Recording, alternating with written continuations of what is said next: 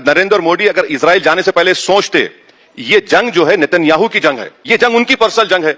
अगर नरेंद्र मोदी नहीं जाते तो क्या कतर पर स्ट्राइक नहीं होता? कम से स्ट्रेट ऑफ हॉर्मुज में असर नहीं पड़ता? कम से कम नरेंद्र मोदी खड़े होकर मिस्टर ऑरेंज को बोलते, मिस्टर सो एंड सो बस करो। मोदी जी को इस्तेमाल किया गया इजराइल ने, वहां उनको यहां पर आना था। मोदी जी को इस्तेमाल करके उन्होंने अपना जेनोसाइड को व्हाइट वॉश करने की कोशिश की। हुआ तो नहीं हो सकता ना, जब 70,000 बच्चों की लाशें दिख रही हैं, लोगों की घर दिख रहे हैं। आप मान रहे हैं कि मोदी जी इतने इंपॉर्टेंट हैं कि देश बुलाते हैं व्हाइट वॉश अपने एक्शंस कराने के लिए, मान रहे हैं ना? अब आप मान रहे हैं कि उनकी अहमियत इतनी है। नहीं, अब आप जवाब, लेकिन जवाब सुनिए, आप थाली मार रहे हैं। जवाब सुनिए, 80,000 लोग मारे गए। हमारी देश की इंपॉर्टेंस उससे होगी कि एक रिजीम 80,000 लोगों को मारेगा और हम जाके उसको व्हाइट वॉश करेंगे? ये हमारी अहमियत है। 20 लाख में से 8 लाख लोग के घर बर्बाद हो गए, 20-25,000 बच्चे मारे गए।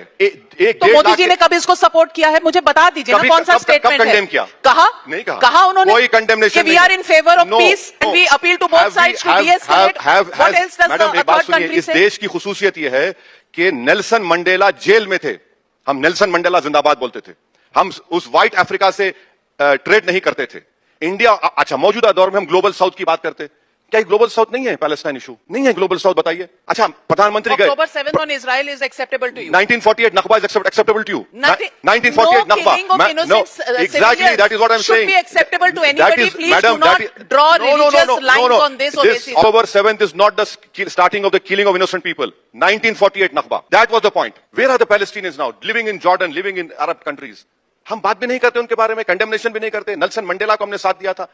इंडिया स्टूड फॉर, अभी तो हम ग्लोबल साउथ बोलते हैं। अच्छा मैडम, ये बोलिए, ये छोड़िए पैलेस्टाइन को बात, हम ब्रिक्स के होस्ट हैं, क्वाड के होस्ट हैं। मोदी जी या जयशंकर एक जूम पे मीटिंग कर लेते इस जंग के बारे में। हम क्यों बोल रहे हैं पाकिस्तान कर सकता? तो हम तो होस्ट है ना क्वाड के।